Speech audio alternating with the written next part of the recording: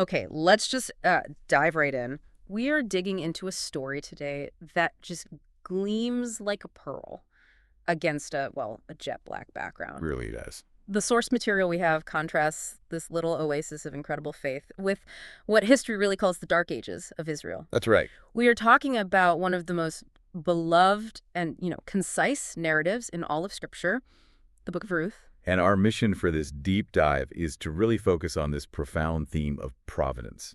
Because this isn't just some quaint love story. Yeah. It's a masterclass in how God works silently, often behind the scene, weaving his ultimate plan through what seem like totally ordinary events. Mm. And we'll track how this divine orchestration brings forth, well, the greatest leader Israel had seen since that whole chaotic period of the Judges, starting in just about the most unlikely and ill-reputed place you can imagine, Bethlehem. And we're going to see weak faith get redeemed by this just radical loyalty.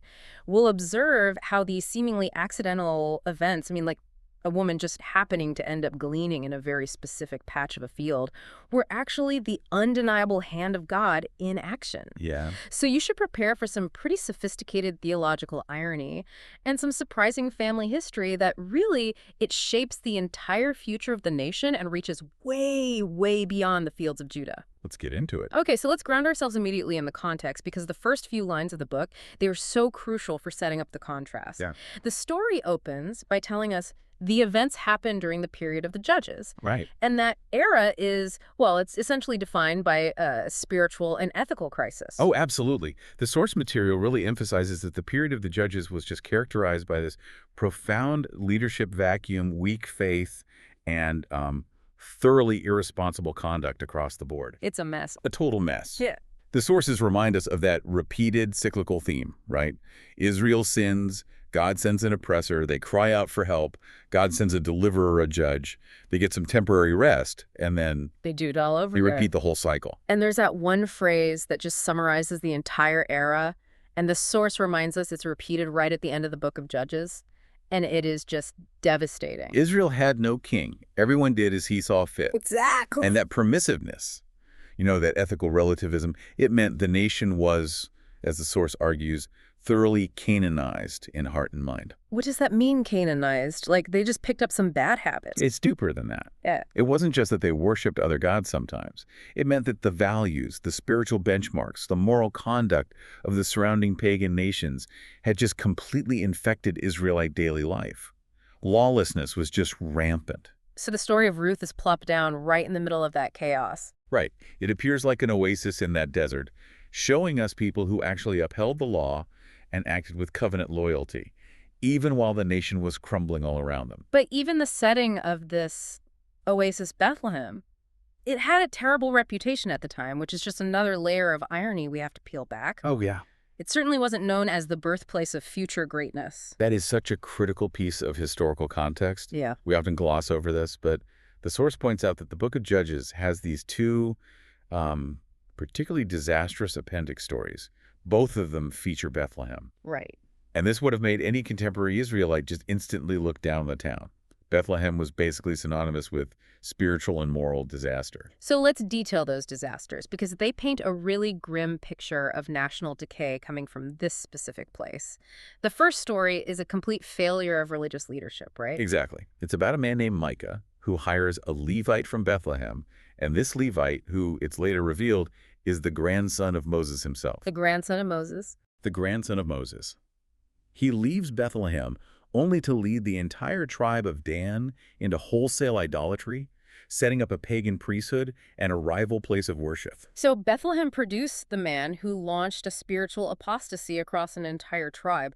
That's a bad start. A very bad start. And the second story is even worse. I mean, it's a moral and civil catastrophe. That's the notorious concubine incident from Judges 19. That's the one. It starts with this terrible moral failure and leads directly to a civil war and the near obliteration of the entire tribe of Benjamin.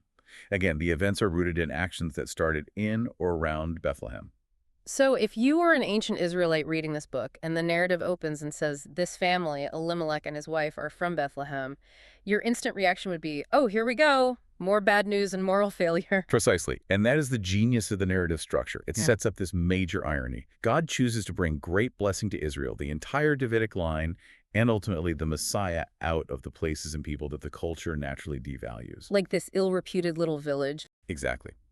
It shows that God's plan isn't contingent on the purity of the environment, but on the heritage of faithful people, like Boaz and Ruth, who uphold the covenant. But the very first action of this central family, unfortunately, it seems to confirm the low spiritual state of the nation. Let's look at Elimelech abandoning the land of promise. Yeah, so the book opens with Elimelech, his wife Naomi, and their two sons, Mahlon and Chilion, leaving Bethlehem. They go to Moab because of a severe famine. And the sources are clear. This isn't just bad weather. Not at all. It's presented as divine discipline for unfaithfulness. It's one of the curses listed explicitly in Deuteronomy 28 if Israel failed to obey the Mosaic covenant. So the famine itself was a spiritual signal, and Elimelech's response was to leave the place of blessing and covenant provision. And his name is just instantly ironic. Elimelech literally means, "My God is king." His parents clearly had hoped he would live a life acknowledging Yahweh as his sovereign ruler. Yet, what's the first thing he does? His departure suggests he failed to acknowledge God as king. To abandon the land was basically tantamount to abandoning faith in the covenant-keeping God. He went looking for security somewhere else. And there's this technical term the critique highlighted that I think is really important.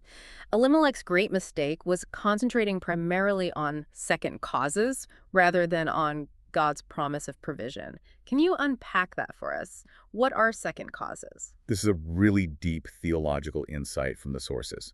A first cause is God's sovereign, overarching will and purpose, his promise to provide for Israel in the Promised Land. Okay. A second cause is the immediate observable physical reality.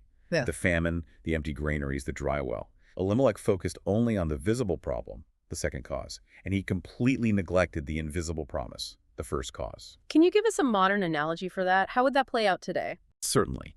If we focus on second causes today, we might look at, say, the job market, or our economic indicators, or maybe a tough health diagnosis, and we say, my entire future security rests on this fluctuating data point. Right, you panic. You panic, and you move outside of the boundaries you know are right because you're prioritizing immediate physical survival over trusting God's long-term promise to care for his own.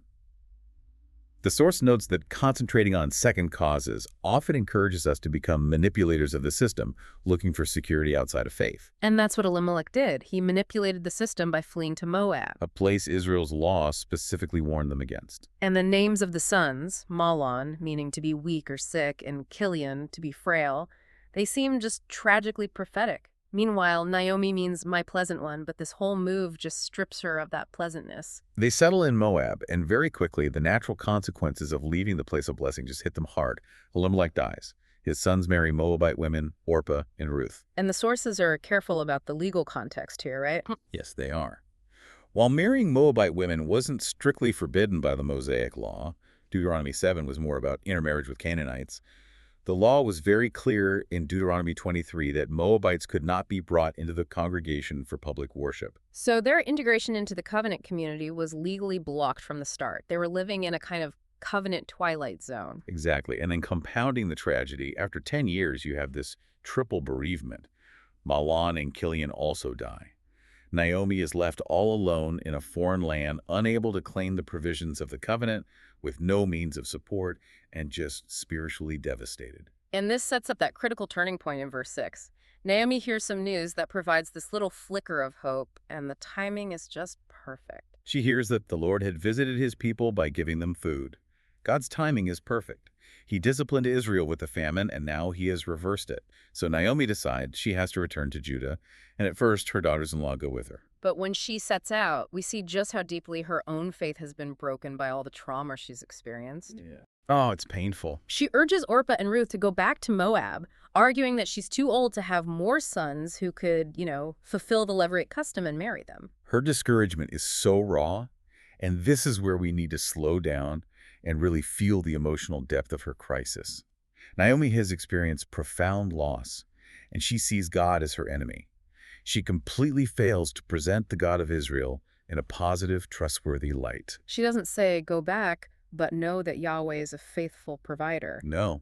Instead, she confesses this deep lack of faith, seeing the Lord not as a protector, but as this hostile divine warrior bringing calamity down on her. She says, "For the hand of the Lord has gone out against me." That feeling that God is an antagonist, the one actively bringing the hammer down, that is a devastating confession for someone whose husband's name means my God is king. It is. And Orpah, reasonably he returns to her people and critically to her God. This is the moment of separation.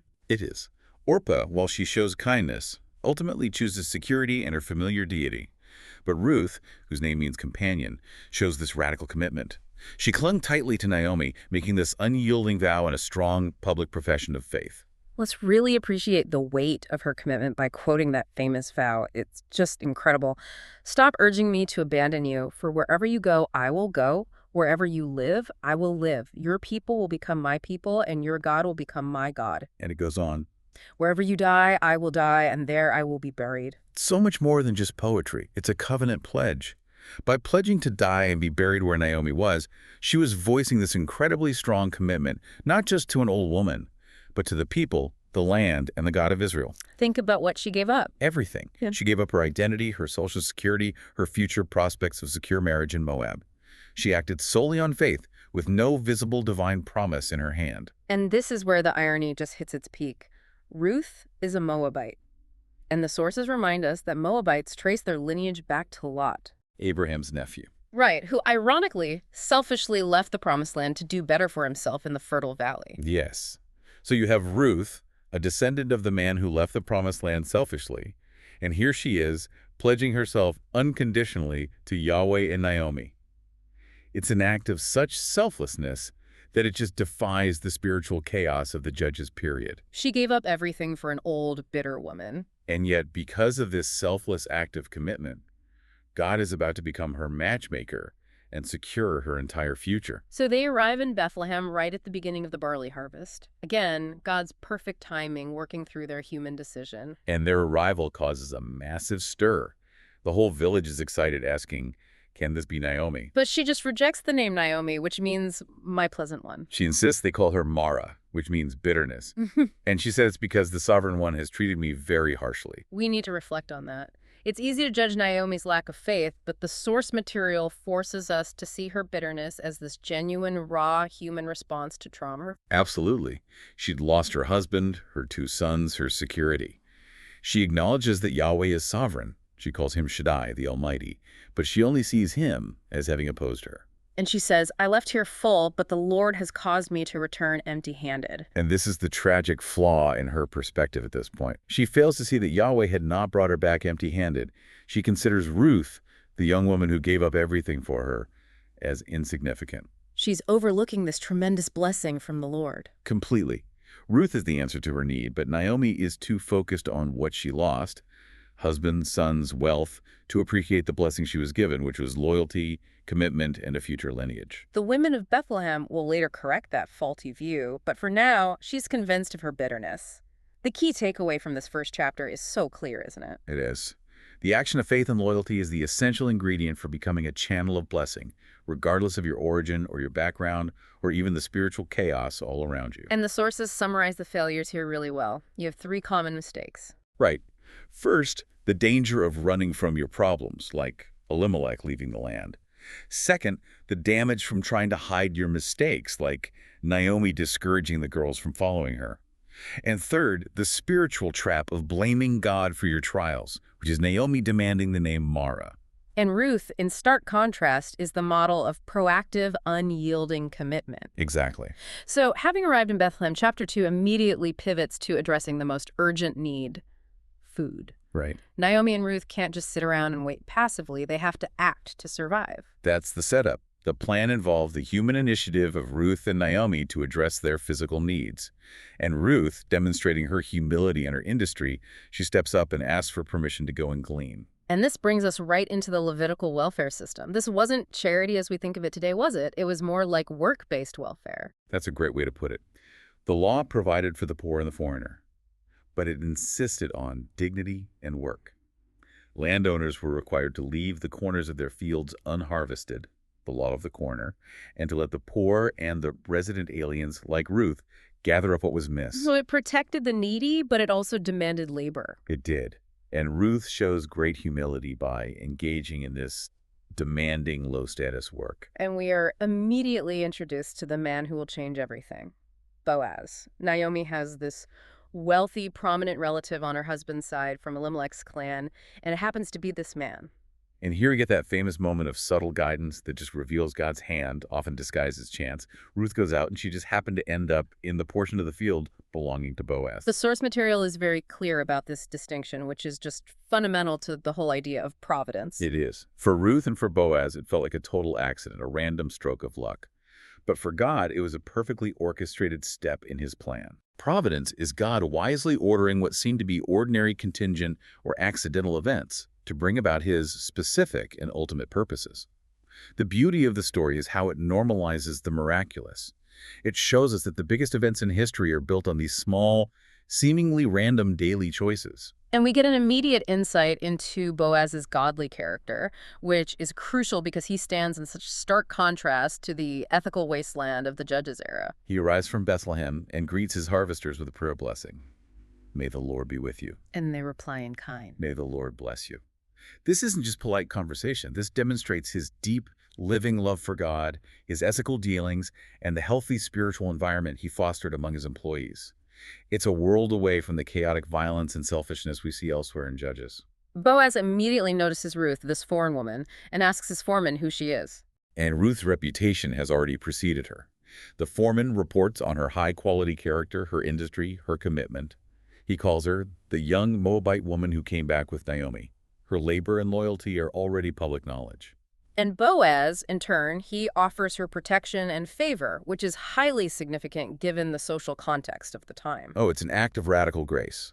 Boaz instructs Ruth not to leave his field, to stay specifically with his female workers, and provides her with water, telling his men to leave her alone. And that was a big deal. A huge deal. In that era, a foreign, widowed woman gleaning alone was incredibly vulnerable. She could easily be harassed or assaulted and was often viewed with suspicion, maybe even as a prostitute.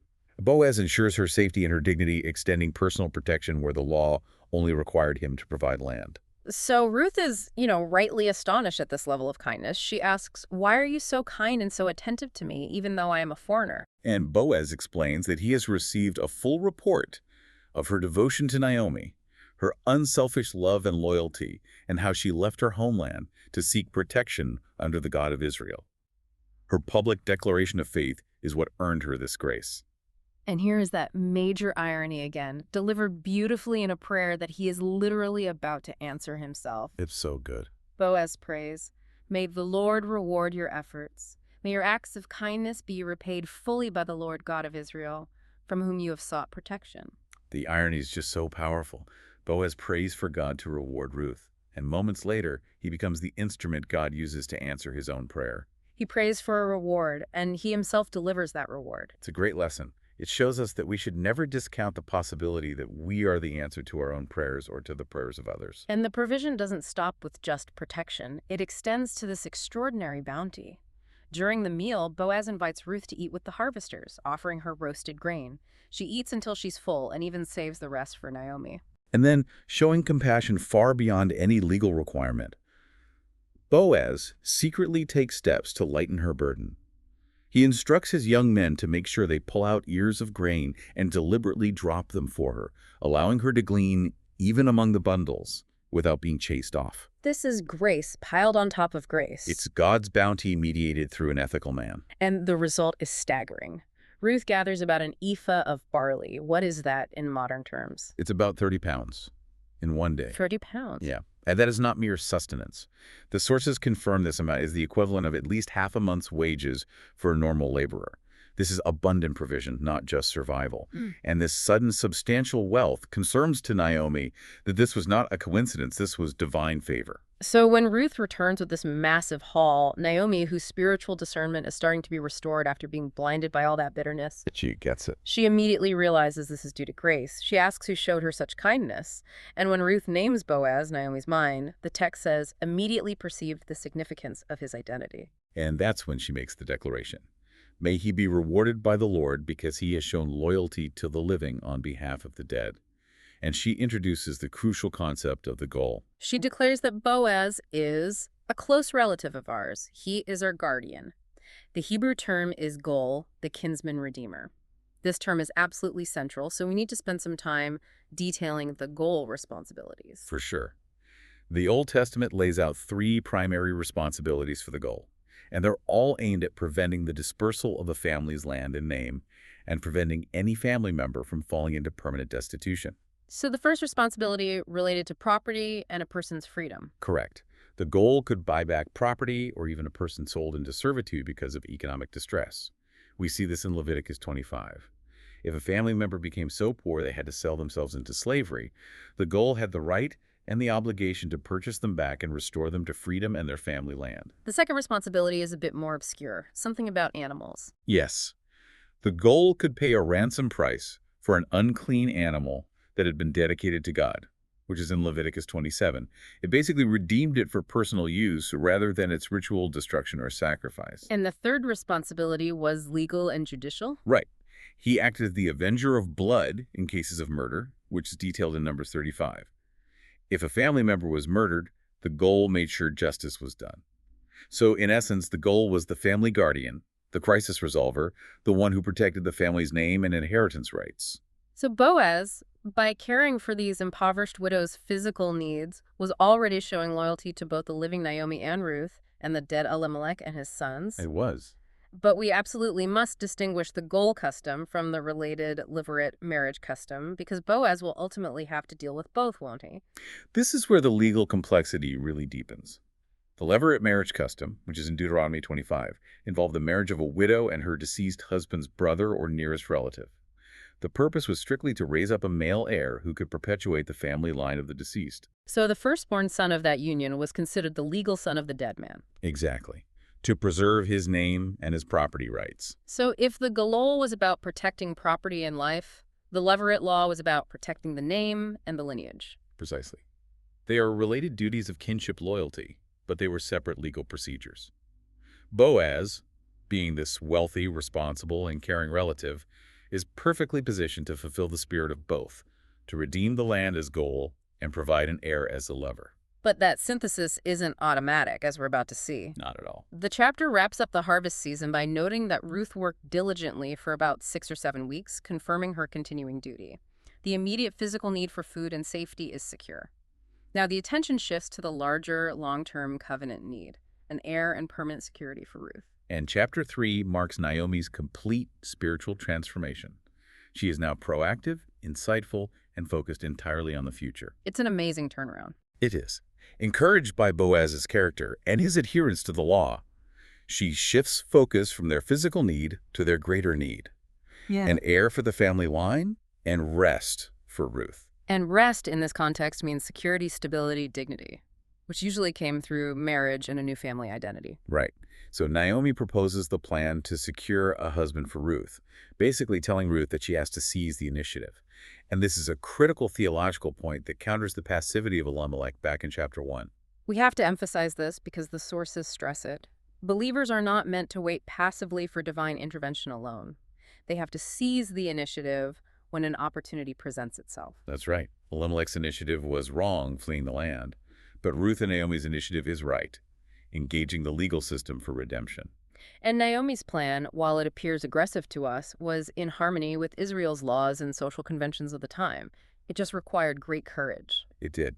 She instructs Ruth to cleanse herself, put on perfume, and dress up. Which suggests she's moving beyond the clothing of a grieving widow and dressing as a woman ready for marriage. Exactly. The location is the threshing floor, after Boaz has finished his meal and lies down to sleep by the grain heap to guard it.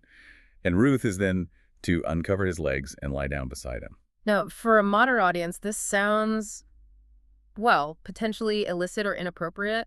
What does the source material tell us about the cultural propriety of this action? The sources interpret this as a culturally sanctioned way of making a proposal. It was provocative, for sure, but not necessarily scandalous within the context of seeking a levirate marriage. Uncovering his feet and lying there was a symbolic act designed to convey intent, specifically, I am yours to protect and marry, and to get a response within established norms, without spoken words. So she was encouraging Boaz to pursue the interest he had already shown her, but now under the legal umbrella of the Gola claim. Precisely. So Ruth goes down and follows the instructions. In the middle of the night, Boaz is startled, sees the woman, and asks, "Who are you?" And Ruth makes this clear legal claim for redemption. She identifies herself and uses the formal legal language, tying her proposal directly to his duty. I am Ruth, your servant. Spread the corner of your garment over your servant, for you are a guardian of the family interests, the Gale claim. That phrase, spread the corner of your garment, it echoes right back to Boaz's prayer in chapter 2, where he wished that Ruth would find refuge under Yahweh's wings. It's brilliant narrative unity. She is now asking Boaz to physically embody the protection that she sought under God's wings. She's moving from seeking divine refuge to seeking human refuge through the covenant relationship. And Boaz's response is one of immediate joy and high praise. He says this act of devotion is greater than what you did before. Why is marrying him, an older man, considered greater than her radical loyalty to Naomi? It's a really interesting valuation. Her initial loyalty was radical and beautiful, but this act is seen as greater because it shows her dedication to the preservation of the family name, that fundamental covenant commitment. By seeking marriage with Boaz, who is clearly older, she's demonstrating that her primary motivation isn't personal gain or romantic attraction to a younger man, but covenant duty and providing an heir for Mahlon's deceased line. He also calls her a worthy woman, which in Hebrew is the same term used for a man of valor, like a soldier or a successful merchant. It's the highest possible compliment. This speaks to her character, her industry, her moral fortitude, a real beacon of light in the dark ages of the judges. But then the plot thickens. It does. Boaz reveals why he hadn't initiated the marriage himself. First, he assumed Ruth would want a younger man, and, most importantly, he was not the closest eligible relative. Another kinsman had the prior claim on the land and the obligation to the levirate marriage. So, despite Ruth's bold initiative, Boaz acts responsibly, in stark contrast to the low morals of the judges' era. He could have just agreed right there, but he recognized the legal and social obligation to the closer goal. He acts with complete integrity. He promises to resolve the matter immediately and legally, and he makes a solemn pledge. If the near kinsman refuses to fulfill his obligation, as surely as the Lord lives, I promise to marry you. His loyalty is absolute, but his commitment to the law is just as strong. And he makes sure Ruth leaves while it's still dark. So no one must know that a woman visited the threshing floor, preserving her reputation and dignity. And then, as a pledge, a guarantee that the matter would be resolved, he gives her this massive gift, 6 measures of barley, which is about 60 pounds. 60 pounds. Yeah. And he tells her, do not go to your mother-in-law empty-handed. This is more than a gift. It's a promissory note of redemption. It speaks volumes about his intention and his wealth. So Ruth returns, and Naomi's confidence is just completely restored. She knows the character of Boaz. She is completely confident. She says, stay put, my daughter, until you know how the matter turns out, for the man will not rest until he has taken care of the matter today. She transitions from being Mara, the bitter victim, to this wise, confident matriarch who trusts the providence of God working through the faithfulness of Boaz. True to his word, Boaz wastes absolutely no time. He goes immediately to the village gate, the center of legal commerce, the public tribunal, and he gathers 10 village leaders as witnesses. He needed 10 witnesses for this legal and social transaction. It was the minimum required for a formal public legal proceeding, and he immediately calls the closer relative over. Now, the sources note the fantastic dismissive irony here. The text refers to him only as so-and-so, or what's your name? The narrative chooses to forget his actual name, highlighting that this man's name will ultimately be forgotten in history despite his wealth and status. It's a really powerful narrative technique. Boaz then implements this negotiation strategy that is just brilliant and highly effective, designed to force the man's hand. He starts with the bait, using only the property redemption part of the goal law. So phase 1, the land deal. Correct. Boaz tells the relative that Naomi is selling Elimelech's land and that he, the closer relative, has the first right of redemption. And the man, seeing an easy opportunity to increase his estate and his wealth, eagerly agrees. I will redeem it. He's ready to seize the financial gain. But then comes phase 2, the true obligation. Boaz confronts him with the social duty. Boaz lays out the fine print. When you acquire the fields from Naomi, you must also acquire Ruth the Moabite, the widow of the deceased, in order to perpetuate his name on his inheritance.